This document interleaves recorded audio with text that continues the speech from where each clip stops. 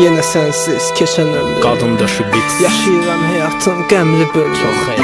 Şəmsin virayına qoydu məni bu yollarda. Hazdasan axı hazda. Stop Records Ey bəndə 2012. Sənsiz söyüşlərim yığılıb qalıb sinəmdə, bilmirəm onu kimə deyim. Elə bilmə ki bu mahnı sevgidən, ama bu mahnı peysərlərdən. Ama bir yerdə qışqırsın sən peysərsən, sən peysərsən. Elə bilmə ki bu mahnı sevgidən, ama bu mahnı peysərlərdən.